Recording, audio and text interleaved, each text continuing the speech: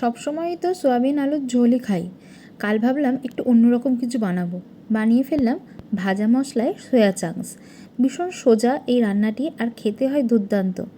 কিছুই নয়, সয়া চাংসগুলোকে প্রথমে নুন গরম জলে একটু ভালো করে ভাপিয়ে নিতে হবে। নিয়ে জলটা ফেলে দিয়ে ঠান্ডা জলে ভালো করে ধুয়ে নিতে হবে। ধুয়ে জলটাকে একদম শুকনো করে তুলে নিতে হবে। তারপর দিয়ে দিতে হবে এর মধ্যে টক দই, সামান্য একটু হলুদ, আর নুন দেওয়ার প্রয়োজন নেই, যেহেতু নুনটা আমরা আগেই দিয়ে সেদ্ধ করে নিয়েছি। দিয়ে ভালো করে মাখিয়ে রাখতে হবে ওই ধরুন 10 মিনিটের মতো। 10 মিনিট থাক।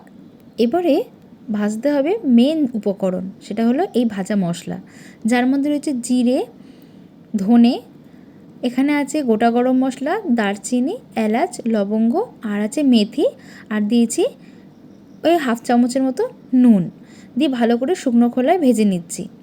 এই মশলাটাই হচ্ছে এই রান্নার মেন উপকরণ। ভালো করে ভেজে শুকনো খোলায় গুঁড়ো করে নিতে হবে। এবারে বসিয়ে দিয়েছি ফ্রাইং প্যান, দিয়ে দিয়েছি সাদা তেল। রান্নাটা পুরোটাই আমি সাদা তেলে করব। এবারে যে দই মাখানো সয়া চাংসগুলো ম্যারিনেট করে রেখেছিলাম, সেগুলো এবারে আমি গ্যাসের ফ্লেমটাকে হাইতে দিয়ে ভেজে নেব। গ্যাসের ফ্লেম লো করলে কিন্তু, যেহেতু দই মাখানো আছে, জল ছেড়ে দেবে। আরেকটা কড়াইতে এখানে ছোট ছোট করে কেটে রাখা আলু নুন হলুদ দিয়ে ভেজে নিচ্ছি। ওদিকে সয়াবিন আর এদিকে আলু দুটোই একসঙ্গে কিন্তু ভাজা চলছে। দেখতে পাচ্ছেন তো সয়াবিনগুলো কীভাবে ভাজা হচ্ছে। একদম কিন্তু গ্যাসের ফ্লেম লো করবেন না।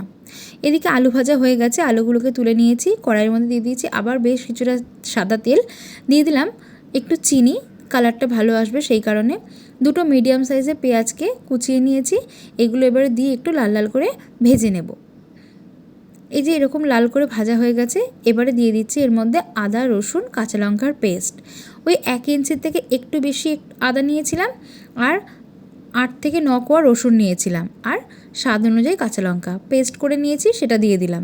দিয়ে দিচ্ছি এখানে কাশ্মীরি লঙ্কার গুঁড়ো, হলুদ গুঁড়ো, আর টমেটো সস। যদি আপনাদের কাছে এমনি টমেটো থাকে সেটাও ব্যবহার করতে পারেন, তবে টমেটো সসটা দিয়ে করলে এর একটা আলাদাই টেস্ট আসে। মশলাটাকে ভালো করে কষিয়ে যখন এরকম তেল ছেড়ে দেবে, তখন দিয়ে দিতে হবে মেন মশলার গুঁড়ো। দিয়ে এখানে আমি 2 চামচের মতো দিলাম।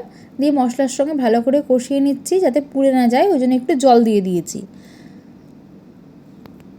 একটু ভালো করেই এর মশলার সঙ্গে মিশিয়ে নিতে হবে।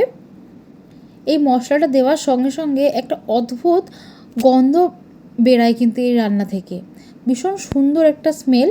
আপনার বাড়িতে বানালে বুঝতে পারবেন যে কি অদ্ভুত একটা সুন্দর গন্ধ বেরায় এর থেকে।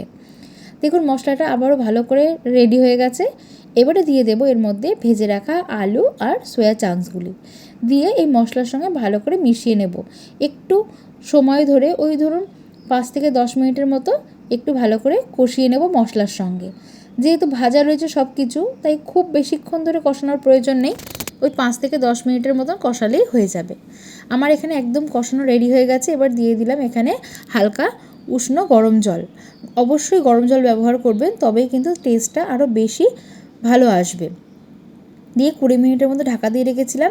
তারপরে এর মধ্যে দিয়ে দিচ্ছি আবারও একটু ভাজা মশলা 1 চামচের মতো, দিয়ে ভালো করে নাড়াচাড়া করে নিয়ে দিয়ে দিচ্ছি এখানে গ্যাসের ফ্লেম অফ করে সাদা তিল। আপনারা ইচ্ছা করলে দিতে পারেন সাদা তিল, নাও দিতে পারেন। ব্যাস তৈরি হয়ে গেল আমাদের ভাজা মশলায় সয়া চাংস। ভীষণ সুন্দর খেতে হয় এটি। রুটি, পরোটা, ভাত যে কোনো কিছুর সাথে এটা পরিবেশন করতে পারেন। তাহলে বাড়িতে বানিয়ে অবশ্যই কমেন্টে জানাবেন কেমন লাগলো। আজ তাহলে আসি, এইটুকু। আসবো পরে নতুন ভিডিওর সঙ্গে। টাটা, সবাই ভালো থাকবেন, সুস্থ থাকবেন।